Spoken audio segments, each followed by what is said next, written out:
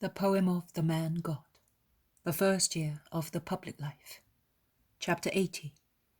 Jesus returns to the mountain where he fasted and to the rock of temptation. 17th of January, 1945. A most beautiful dawn in the wilderness, seen from the height of a mountainside. It is daybreak. A few stars are still visible, and the very thin arc of a waning moon looks like a silver comma on the dark blue velvet of the sky. The mountain is completely isolated. That is, it is not linked to any other chain of mountains. But it is a real mountain, not a hill.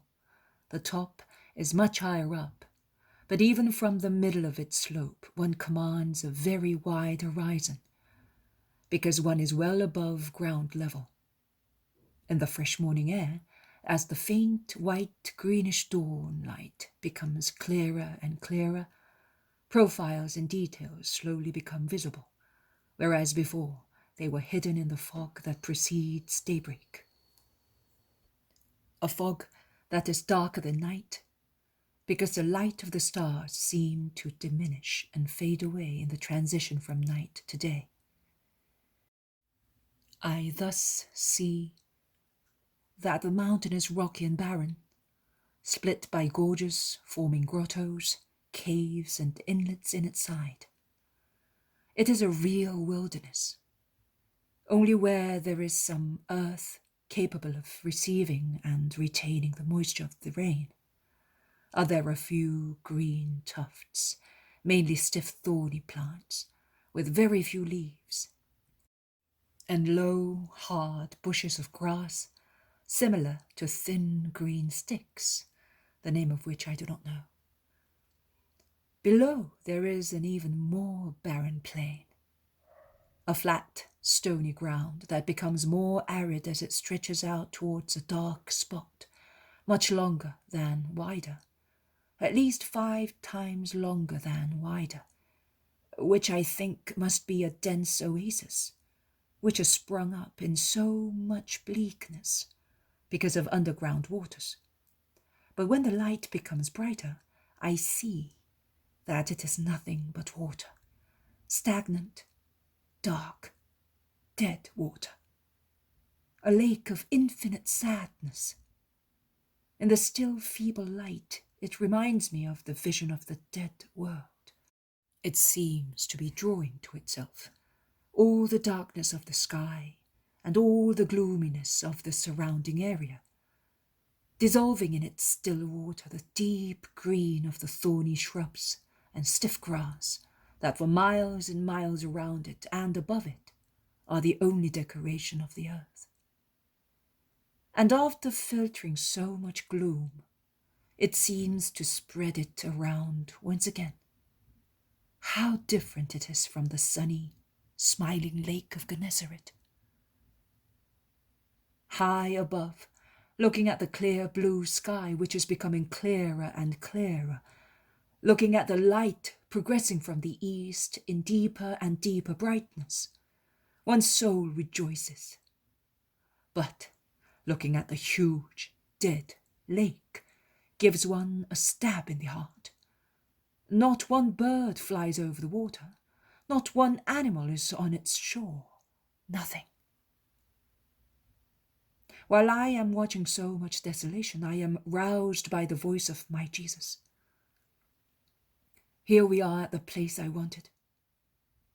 I turn round. I see him behind me, with John, Simon, and Judas, near the rocky slope of the mountain, where there is a little path, or rather, where the long erosion of waters in the rainy months has formed, throughout centuries, a very shallow channel, a drain for the water flowing from the mountaintop, and which is a path for wild goats, rather than for men. Jesus looks around and repeats, "Yes, this is the place to which I wanted to bring you. Here, Christ prepared for his mission." "But there's nothing here." "You are quite right. There is nothing." "With whom were you?" with my soul and with the Father. Ah, you stayed only for a few hours. No, Judas, not a few hours, many days. But who served you? Where did you sleep? My servants were the wild asses that came to sleep in their caves, where I also had taken shelter. My maidservants were the eagles that said to me with their harsh cries, "It's daylight," and they flew away to attack their prey. My friends were the little hares that came up, almost to my feet, gnawing at the wild herbs. My food and my drink were the same food and drink of the wild flower, the night dew and the sunshine, nothing else. But why? To prepare well, as you say, for my mission. Things well prepared for are successful. You said so yourself. And my thing was not a trifle, a useless thing which would glorify me, the servant of the Lord, but it was to make men understand what the Lord is, and by means of such understanding make him loved in the spirit of truth. The servant that is concerned with his own triumph and not with the Lord's is a miserable man. The servant who is anxious to make a profit, who dreams he will sit on a high throne built on the interests of God, which have been lowered down to the earth, whereas they are celestial interests, is also a miserable servant. He is no longer a servant, except in outer appearance. He's a merchant, a trafficker, a deceitful person who deceives himself and men and would like to deceive also God. A wretched man who believes he's a prince whilst he's a slave. He belongs to the evil one, his king of falsehood.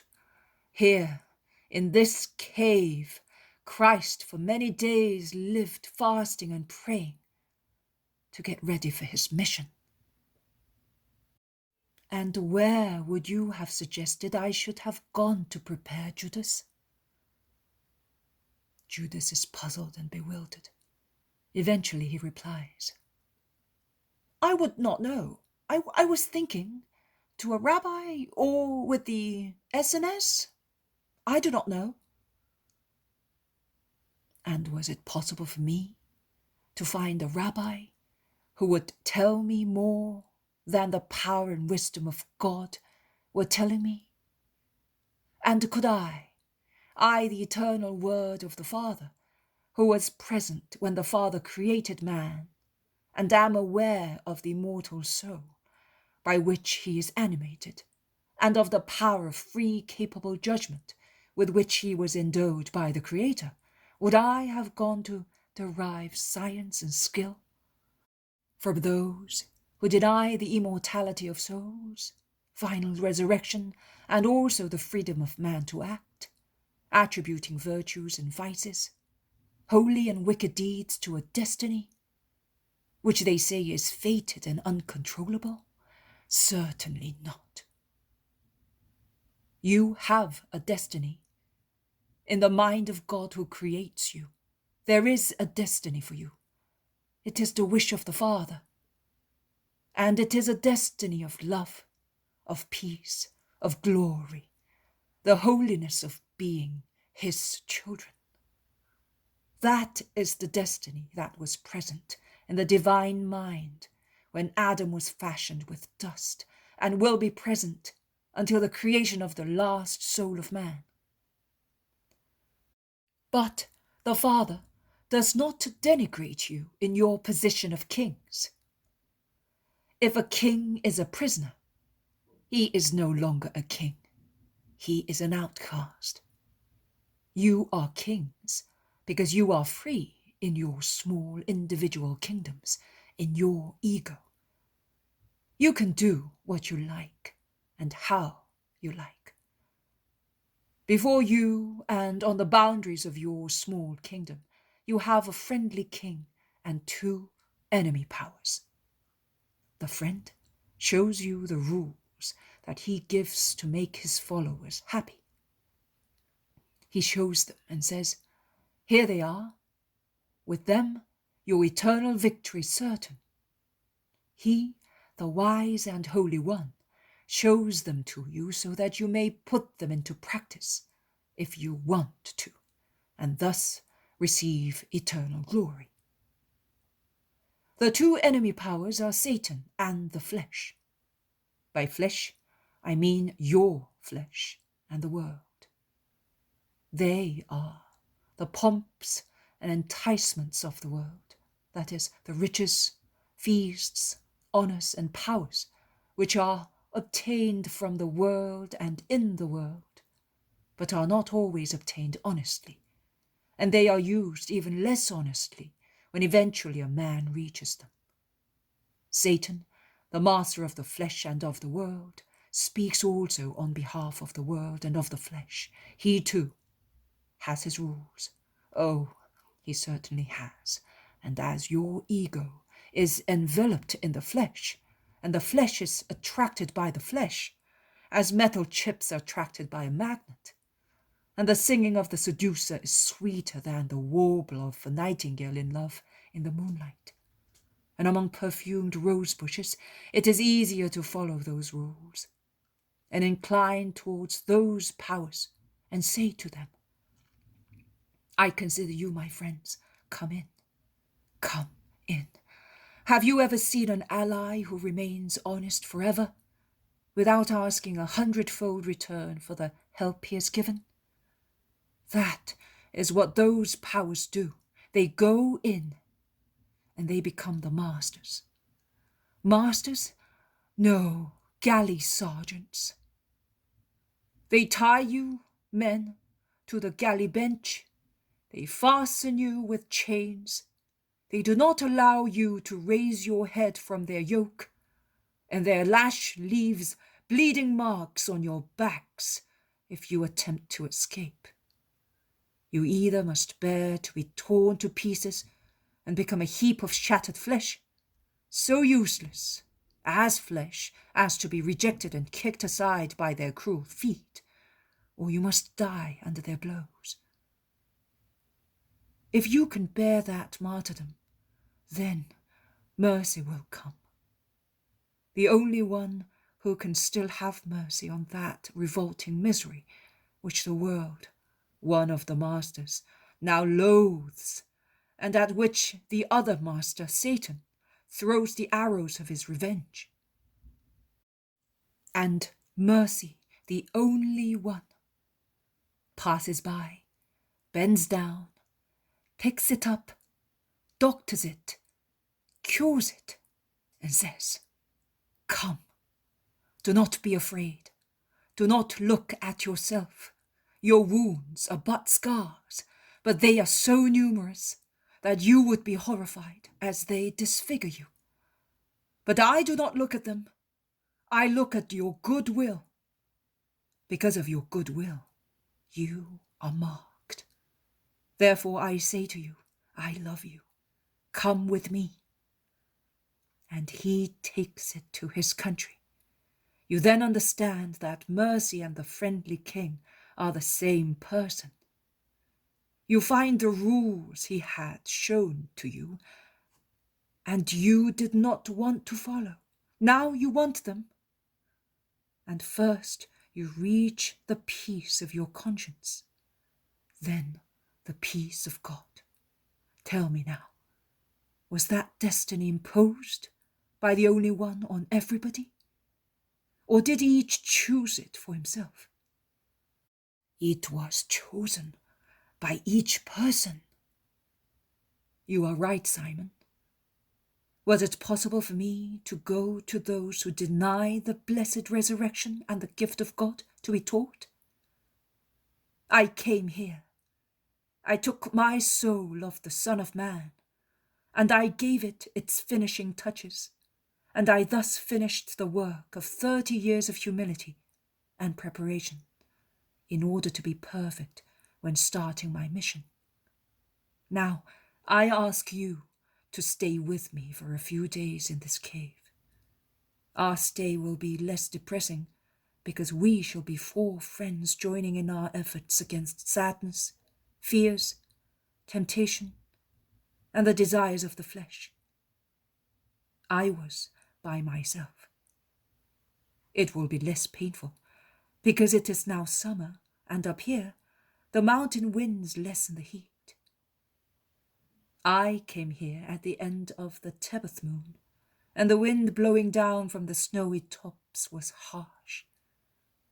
It will be less trying, because it will be shorter, and also because we have the necessary food to satisfy our hunger, and in small leather flasks that I asked the shepherds to give you, there is enough water to last us for the days of our stay. I must snatch 2 souls from Satan. It can only be done by penance. I ask you to help me. It will be a training for you. You will learn how to snatch victims from Mammon. Not so much with words as with sacrifice. Words, the satanic uproar prevents one from hearing them. Every soul, which is a prey of the enemy, is enveloped in an eddy of infernal voices. Do you want to stay with me? If you do not want to, you may go, and you will meet at Tekoa, near the market. No, master, I will not leave you, says John, while Simon at the same time exclaims, You extol us by wanting us to be with you in this redemption. Judas does not appear to be terribly enthusiastic, but he puts a good face on. Destiny, and says, I will stay. Well, take the flasks and the bags and put them inside, and before the sun gets hot, break some wood and gather it near the crevice. The nights are severe, even in summer, and not all the animals are gentle. Light a branch at once. Over there, a branch of that gummy acacia. It burns very well. We will search in the crevices, and with the fire we'll drive out asps and scorpions. Go.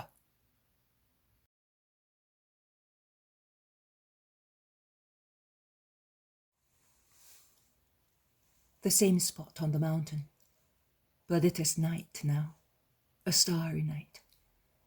I think that the beauty of such a nocturnal sky can be enjoyed only in such almost tropical countries. The stars are wonderfully large and bright. The bigger constellations seem clusters of diamond chips, of clear topazes, of pale sapphires, of mild opals and soft rubies. They tremble, they light up, they go out like glances, hidden for an instant by eyelashes, and light up again more beautiful than before. Now and again a star swoops across the sky, and I wonder to where it disappears. A streak of light that seems a jubilant cry of a star capable of flying over wide landscapes. Jesus is sitting at the entrance of the cave and is speaking to the 3 disciples who are sat in a circle around him. They must have lit a fire, because in the middle of them some brands are still as bright as embers, and they cast their ruddy glow on their 4 faces. Yes, our stay's over. The last time it lasted 40 days, and I would repeat that it was still winter up here, and I had no food. A little more difficult than this time, was it not? I know that you have suffered even now. The little food we had and I gave you was nothing, particularly for hungry young people.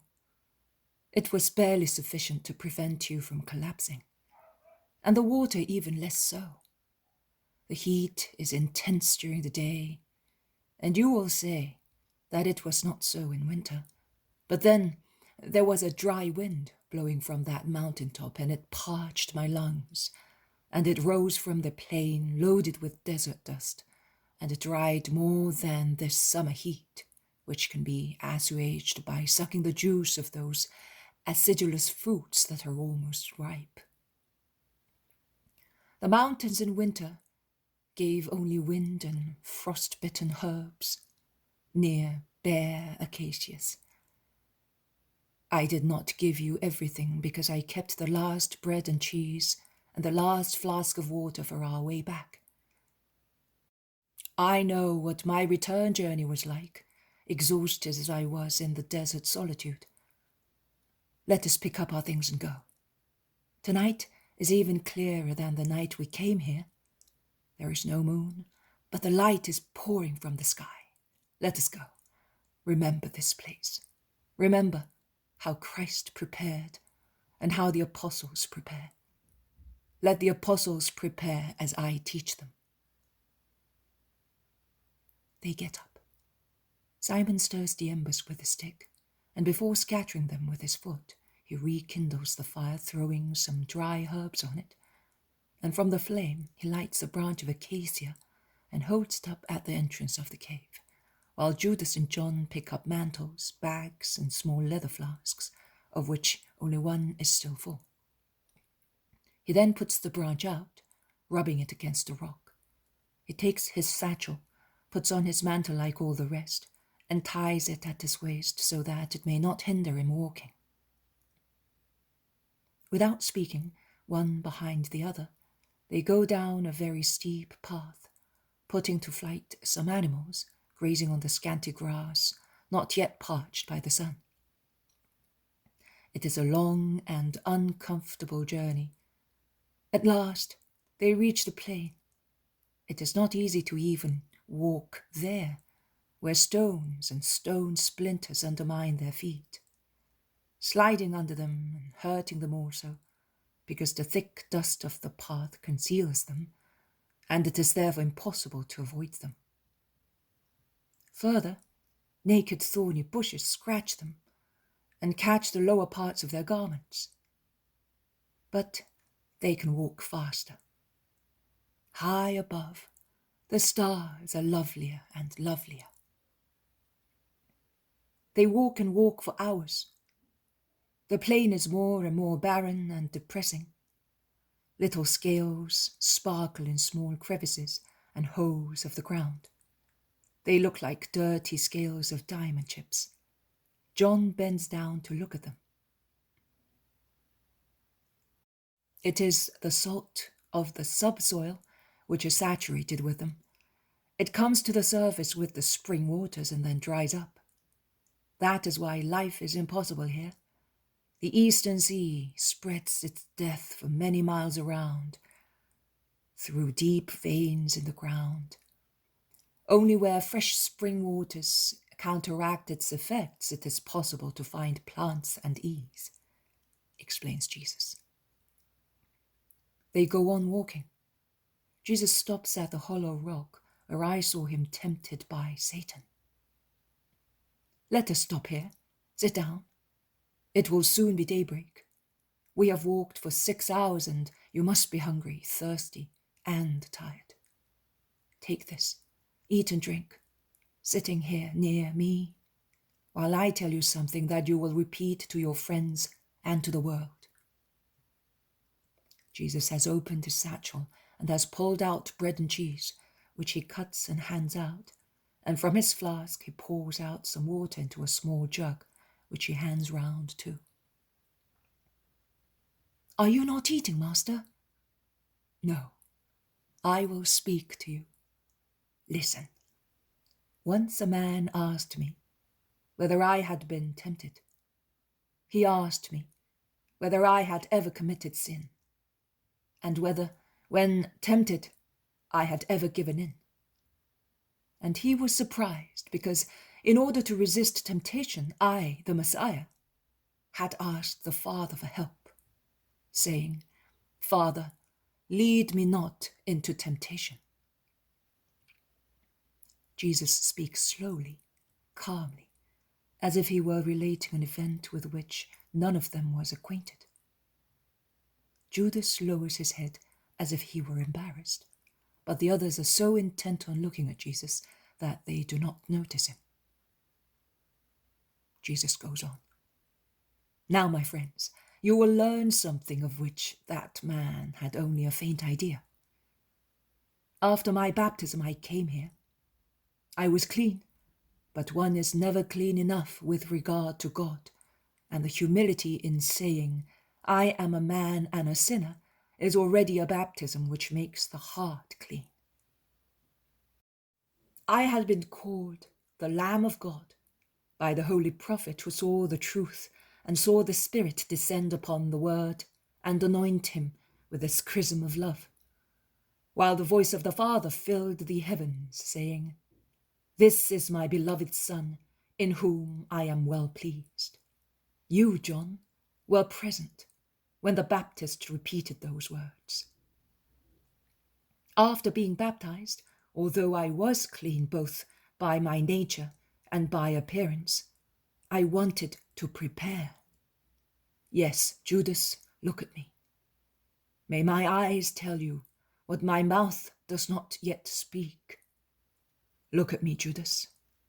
Look at your master, who, although was the Messiah, did not consider himself superior to man. On the contrary, knowing he was the man, he wanted to be so in everything, except in yielding to evil. Exactly so. Judas has now raised his head and looks at Jesus in front of him. The light of the stars causes Jesus' eyes to sparkle as if they were two stars fixed in a pale face. If one wants to prepare to be a teacher, one must have been a pupil. I, as God, knew everything. My intelligence enabled me to understand also the struggles of man, both by intellectual power and in an intellectual way that is without any practical experience.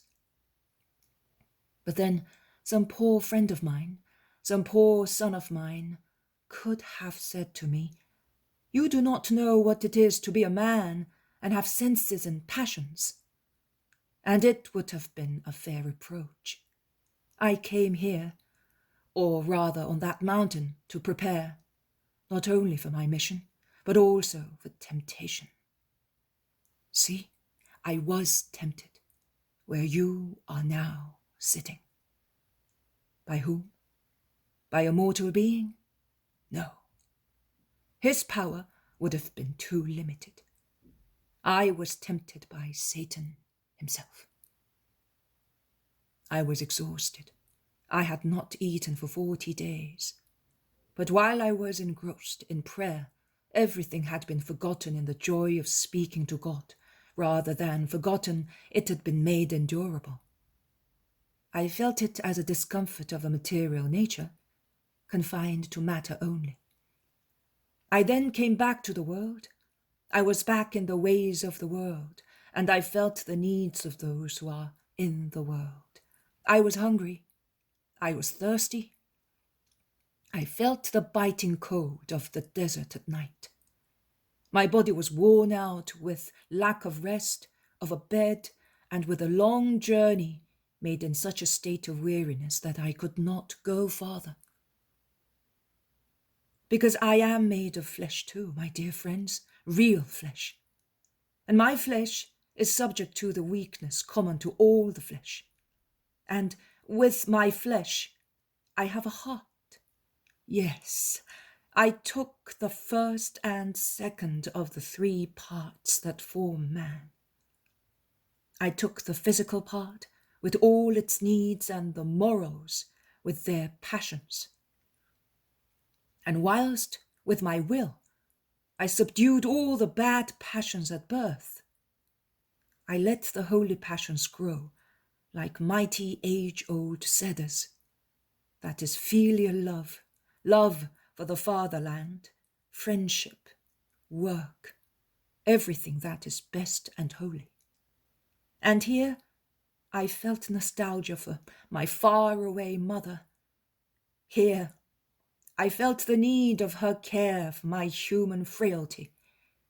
Here I felt once again the pain of parting from the only one who loved me with perfect love. Here I realized what sorrow is laid aside for me, and I was grieved at her sorrow, poor mother, who will have to shed so many tears for her son, and because of the wickedness of man, that she will be left tearless. And here I experienced the weariness of the hero and of the ascetic who in an hour of forewarning realized the uselessness of their efforts. I cried, sadness, a lure for Satan. It is not a sin to be sad in painful circumstances. It is a sin to go beyond sadness and fall into inertness and despair. But Satan comes at once when he sees anyone in spiritual languor. He came, dressed as a kind traveler. He always takes a kind appearance. I was hungry and 30 years old. He offered to help me. First, he said to me, "Tell these stones to become bread." But before, yes, even before, he spoke to me about woman. Oh, he knows how to speak of her. He knows her very well. He corrupted her first, to make her his ally in corruption. I am not only the Son of God, I am Jesus, the workman of Nazareth.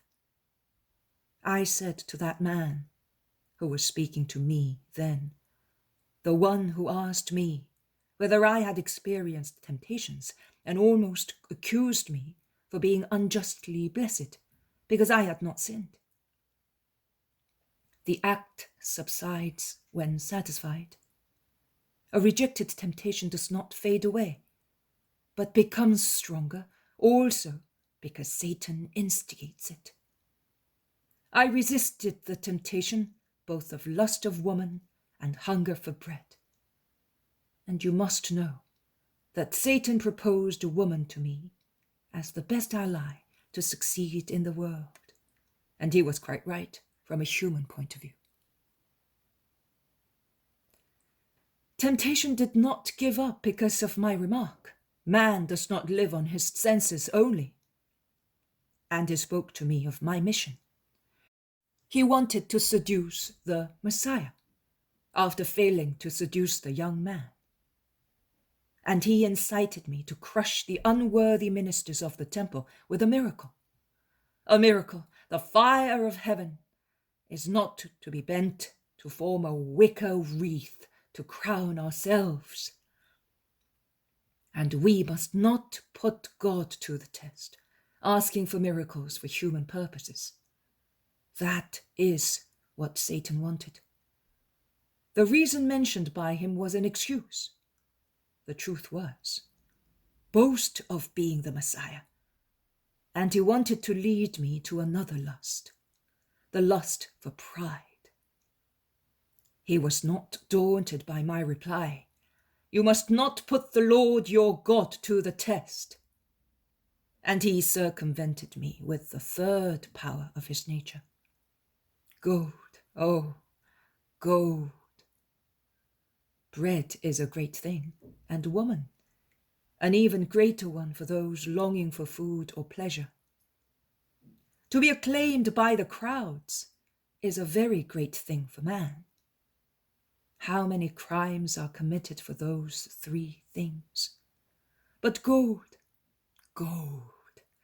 It is a key that opens, a circle that joins. It is the beginning and the end of 99 of human actions. For bread and a woman, man becomes a thief. For power, he becomes also a murderer. But for gold, he becomes an idolater. The king of gold, Satan, offered me his gold if I adored him. I pierced him with the eternal words, "You shall worship the Lord your God and serve him only." It happened here. Jesus is now standing. He seems taller than usual in the flat nature surrounding him, in the slightly phosphorescent light of the stars. Also the disciples get up. Jesus goes on speaking, staring intently at Judas. Then the angels of the Lord came. The man had won the treble battle. The man knew what it meant to be a man and had won. He was exhausted. The struggle had been more exhausting than the long fast. But the spirit was triumphant. I think that heaven was startled at my becoming a perfect creature endowed with knowledge. I think that from that moment, I got the power of working miracles. I was God. I had become the man. Now, by defeating the animal nature connected with man's nature, I was the man God, and I am. And as God, I am omnipotent. And as man, I am omniscient. Do as I did, if you want to do what I do. And do it in memory of me. That man was amazed at my asking the Father's help, and at my praying not to be led into temptation. That is, not to be left at the mercy of temptation beyond my strength. I think that that man will no longer be amazed, now that he knows. I ask you to do the same in my memory, and to win as I did, and never doubt my nature of true man and true God, seeing how strong I was in all the temptations of life, and how I won the battles of the 5 senses, of sensuality, and of sentiments. Remember all that. I promised to take you where it would be possible for you to know the Master. From the dawn of his day, a dawn which is as pure as the one which is now rising, to the noontide of his life, the noon which I left to go and meet my human evening. I said to one of you, I also prepared. You now see it is true. I thank you for your company in the return to the place of my birth and the place of my penance. My first contacts with the world had sickened and depressed me. It is too ugly. My soul has now been nourished with the lion's marrow, the union with the Father in prayer and solitude. And I can go back to the world and take my cross upon me once again, the first cross of the Redeemer, the cross of the contact with the world in which there are too few souls called Mary, called John. Now listen, and you in particular, John. We are going back towards my mother and our friends. I beg you not to mention to my mother the harshness which has been opposed to the love of her son. She would suffer so much. She will suffer so much because of man's cruelty. But do not let us give her the chalice now. It will be so bitter when it is given to her, so bitter that it will creep like poison into her holy viscera and veins, and will gnash them and freeze her heart. Oh, do not tell my mother that Bethlehem and Hebron rejected me like a dog. Have mercy on her. You, Simon, are old and good and thoughtful as you are, you will not speak, I know. You, Judas, are a Judean, and will not speak out of patriotic pride. But you, John, are a Galilean and young. Do not commit a sin of pride, criticism, and cruelty. Be silent. Later you will tell the rest, what I now ask you to be silent about. There is already so much to be said about Christ. Why add to it what is Satan's work against Christ? My dear friends, do you promise me that? Oh, Master, we do promise. Be certain of it. Thank you. Let us go to that small oasis. There is a spring, a well full of cold water, and there is a shade and greenery. The road towards the river passes near it. We will find food and refreshment till evening. By starlight, we will reach the river, the ford, and we will wait for Joseph or join him if he is already back. Let us go. And they set out, while the first pinkish hue in the sky, in the east, announces the rising of a new day.